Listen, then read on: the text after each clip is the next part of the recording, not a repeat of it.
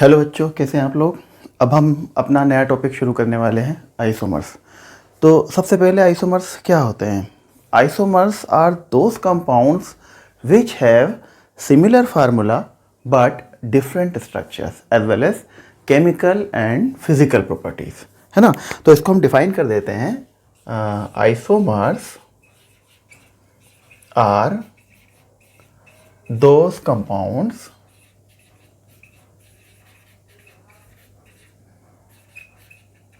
which have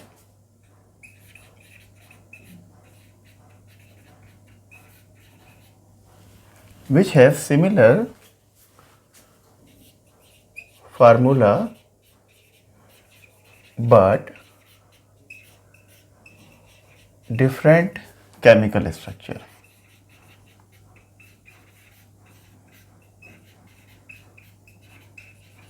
As well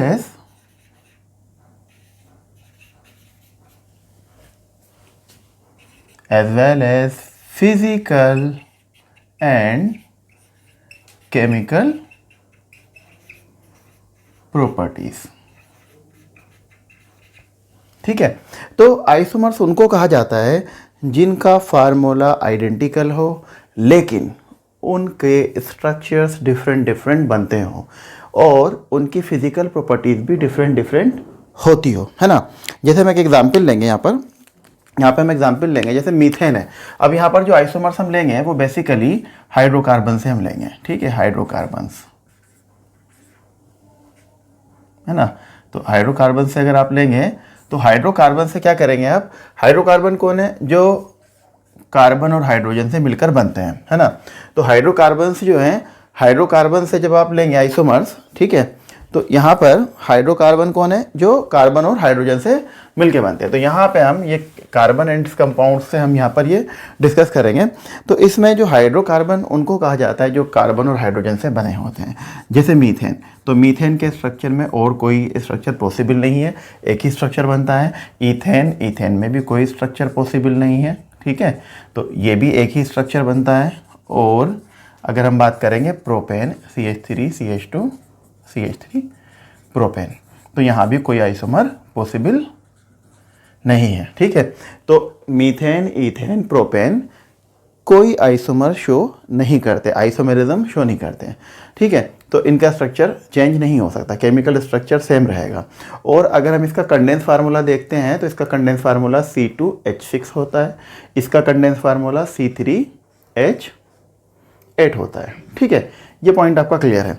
तो यहाँ ये जो हाइड्रोकार्बन है इनमें कोई भी स्ट्रक्चर पॉसिबल नहीं है, मतलब मीथेन, ईथेन और प्रोपेन के आइसोमर्स नहीं बन सकते, पॉसिबल नहीं है। अब हम चलते हैं ब्यूटेन की तरफ, क्योंकि ब्यूटेन आइसोमर शो करता है ना, ब्यूटेन में आइसोमर्स बन सकते हैं। तो अगर हम ब्यूटेन की बात करेंगे तो ब्यूटेन का फार्मूला C4H10 होता है, ये इसका कंडेंस फार्मूला है। अगर हम सिंपल इसकी चेन बनाना चाहेंगे ब्यूटेन की, तो ब्यूटेन की सिंपल चेन बनती है CH3 CH2 CH2 CH3, ठीक है, जिसको हम स्ट्रेट चेन में हम N लगाते हैं, ठीक है, और हम इसको लिखते हैं N ब्यूटेन। तो ये इसका पहला केमिकल स्ट्रक्चर है। दूसरा केमिकल स्ट्रक्चर हम दूसरे कलर से रिप्रेजेंट करेंगे यहाँ पर, ठीक है। दूसरा केमिकल स्ट्रक्चर इसका क्या बन सकता है, CH3 CH2 CH3 and CH3, ठीक है। तो आप देखेंगे यहाँ पर भी C4 है, 1 2 3 4, है ना। और हाइड्रोजन कितने हैं, 3 5 7 10, 3 6 9 10, ठीक है। तो यहाँ सिर्फ 2 आइसोमर्स पॉसिबल है। अगर हम इसका नेम करते हैं 1 2 3, तो इसका नाम हो जाता है 2 मिथाइल प्रोपेन, ये इसका IUPAC नेम है, ठीक है। मगर अगर हम इसका कॉमन नेम निकालते हैं तो कॉमन नेम इसका होता है आइसोब्यूटेन। तो जब हम आइसो लगाते हैं तो आइसो कहाँ लगता है, मैं आपको समझाना चाहूँगा यहाँ पर। आइसो कहाँ लगता है, जब एक कार्बन पर है ना, एक कार्बन पर 3 एल्काइल चेन लगी होती हैं, तो उसके आगे जब एक ही कार्बन की वैलेंसी को सेटिस्फाइड करने के लिए हम यहाँ पर एक हाइड्रोजन तो लगाएंगे, उसके अलावा 3 एल्काइल चेन हो जाएंगी इस तरह से अगर स्ट्रक्चर को ओपन करेंगे, है ना। तो जब एक ही कार्बन पर 3 एल्काइल चेन होती है, ये एक कार्बन है, ये हाइड्रोजन ऊपर इस तरह से लगा सकते हैं आप, मगर एल्काइल चेन यहाँ पर 3 है ना। जब 3 एल्काइल चेन होती है एक ही कार्बन पर, तो उस कंडीशन में हम आइसो यूज़ करते हैं और टोटल कार्बन काउंट करके उसके आगे लिख देते हैं। जैसे फॉर एग्जांपल यहाँ पर एक कार्बन है, तो इस कार्बन पर 3 एल्काइल चेन है, 1 2 3, है ना, और सबके सब मिथाइल है। ये चेन थोड़ी और बड़ी भी हो सकती है और ज़्यादा बड़ी हो सकती है, कोई भी चेन बड़ी हो सकती है, मोर देन 1 कार्बन हो सकती है। मिनिमम 1 कार्बन की कंडीशन होती है और मैक्सिमम कितने भी कार्बन हो सकते हैं, तब भी आप आइसो यूज़ करेंगे। अगर एक कार्बन पर 3 चेन लगी होती हैं कार्बन की, तो आइसो वर्ड यूज़ करके टोटल कार्बन उस फार्मूले में जितने भी होते हैं उन सबको काउंट करके एक साथ लिख देते हैं। जैसे हमने आइसो यूज़ किया क्योंकि एक कार्बन पर 3 एल्काइल चेन है, 1 2 3, है ना, तो हमने आइसो यूज़ किया। टोटल कार्बन कितने, 1 2 3 4, तो ब्यूटेन, है ना। तो ये कॉमन नेम यहाँ पर निकल कर आते हैं, राइट। और IUPAC नेम का सिस्टम वही है, 1 2 3 आप करके काउंटिंग करके करेंगे। तो there are only 2 isomers possible for butane. अब हम चलते हैं पेंटेन की तरफ। पेंटेन के आइसोमर्स और बढ़ जाते हैं, ठीक है। तो पेंटेन का हम स्ट्रक्चर बनाएंगे, उसके आइसोमर्स हम यहाँ पे प्लॉट करेंगे, ठीक है। तो उसके बाद हम हेक्सेन के आइसोमर्स आपको क्लियर कराएंगे। अब अगर पेंटेन के आइसोमर्स की हम बात करें पेंटेन की, तो पेंटेन का जो फार्मूला होता है वो C5H10 होता है, ठीक है। तो एक तो स्ट्रेट चेन बनाएंगे हम, CH3 CH2 CH2 CH2 then CH3। तो जब स्ट्रेट चेन होती है तो स्ट्रेट चेन को कहेंगे आप N पेंटेन, ठीक है। ये आपका एक केमिकल फार्मूला होगा, ठीक है, इस फार्मूले का। अब यहाँ पर दूसरा जब आइसोमर आप बनाते हैं, यहाँ पर CH3 CH CH3 CH2 CH3, तो यहाँ IUPAC नेम करेंगे 1 2 3 4, है ना।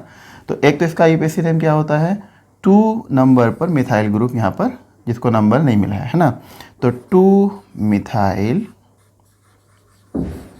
ब्यूटेन, एक IUPAC नेम तो ये हो जाता है, ठीक है। अब दूसरा मैंने अभी बताया था आपको कि अगर एक कार्बन पर 3 एल्काइल चेन हो, 1 2 एंड देन 3, है ना, तो उसके नाम के आगे हम क्या लगा सकते हैं, आइसो। तो हम इसके नाम के आगे भी आइसो लगा सकते हैं। और टोटल कार्बन कितने, 1 2 3 4 5, तो इसको हम कहेंगे आइसो पेंटेन। ये इसका दूसरा नाम हुआ जो कॉमन नेम कहलाता है, आइसो पेंटेन, ठीक है। तो ये आपका आइसो पेंटेन हो जाता है। अब यहाँ पर इसका और कोई आइसोमर पॉसिबल होगा तो हम वो भी बनाते हैं यहाँ पर, ठीक है। तो आप कार्बन काउंट करेंगे पहले स्ट्रक्चर में 1 2 3 4 5, हाइड्रोजन 3 4 5 6 7 8 9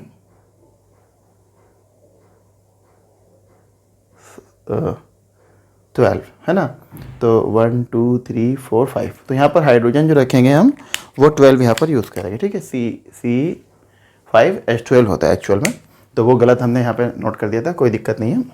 C5H12, तो यहाँ पर भी 12 होंगे, C5H12, और नीचे वाले में भी चेक करेंगे 1 2 कार्बन 3 कार्बन 4 कार्बन 5 कार्बन, और हाइड्रोजन चेक करेंगे 3 6 9 10 11 12, तो यहाँ पर भी 12 हाइड्रोजन है, यहाँ पर भी 12 हाइड्रोजन थे। अब हम नेक्स्ट यूज़ करेंगे हाइड्रोकार्बन, यहाँ पर 1 2 3 4, CH3 CH3 CH3 and CH3, ठीक है।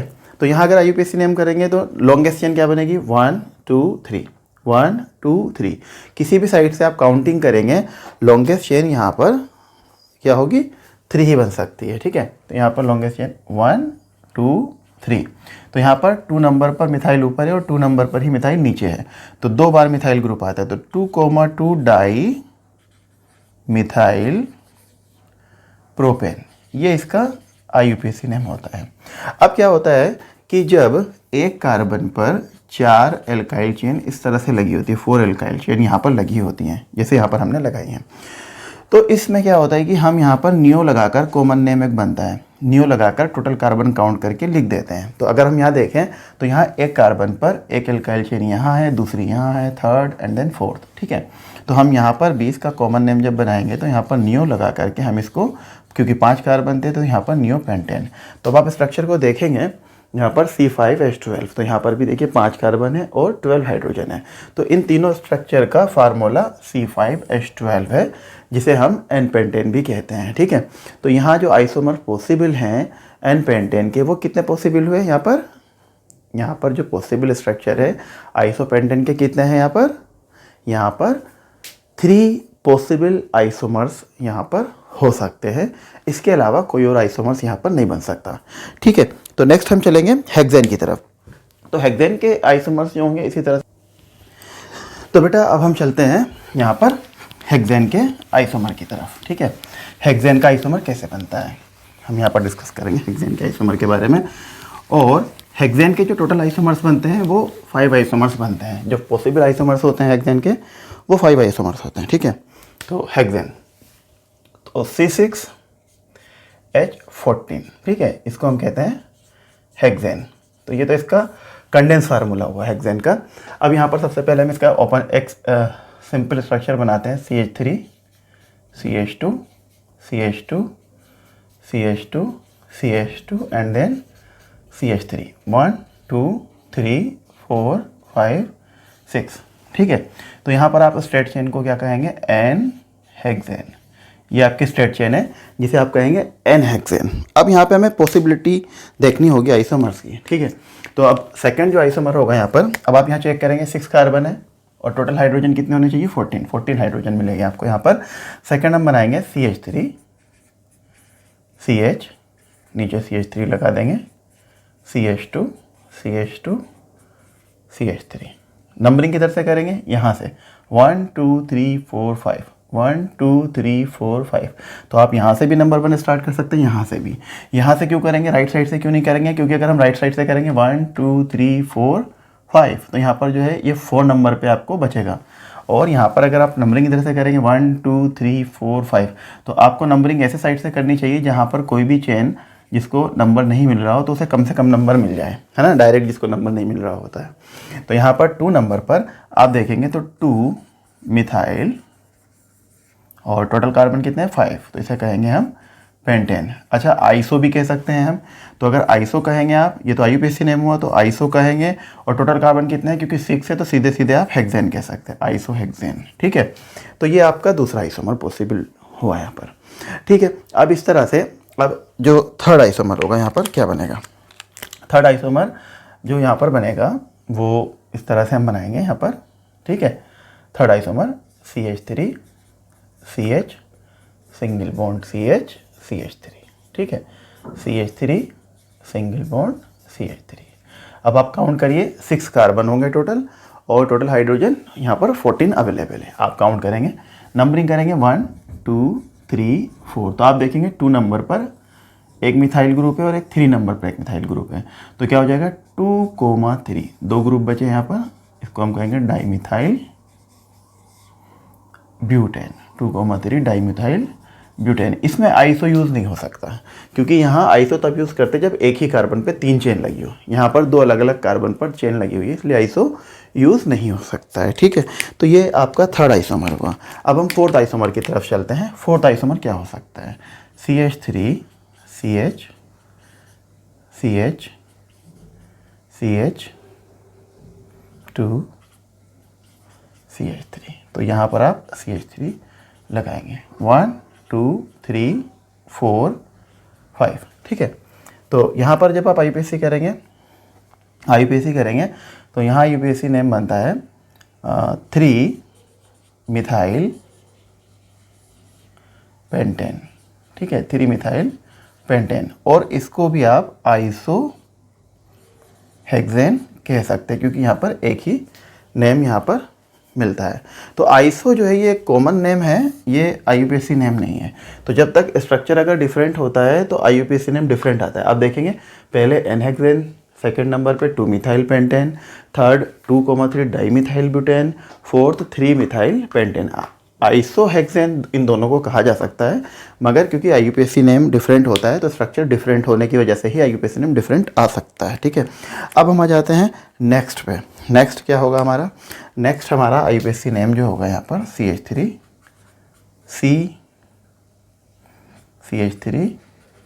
CH3 CH2 CH3, 1 2 3 4।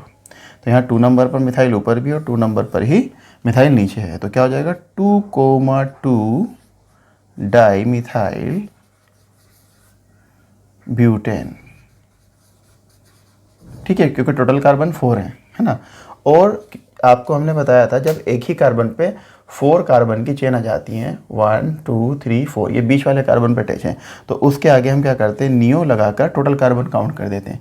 क्योंकि चेन 6 कार्बन की है तो नियो हेक्सेन यहाँ पर बनता है। ठीक है, इसी तरह से आइसोमर्स को हम सॉल्व करते हैं IUPAC नेम जब करते हैं।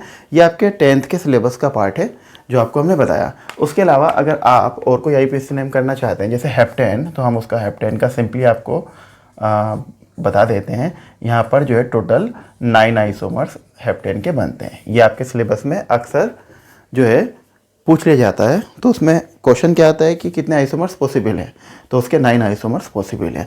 हेक्सेन के 5 आइसोमर्स पॉसिबल है, पेंटेन के 3 आइसोमर्स पॉसिबल है, ब्यूटेन के 2 आइसोमर्स पॉसिबल है, और मीथेन, इथेन और प्रोपेन के आइसोमर्स पॉसिबल नहीं है। मीथेन, इथेन, प्रोपेन के आइसोमर्स पॉसिबल नहीं है।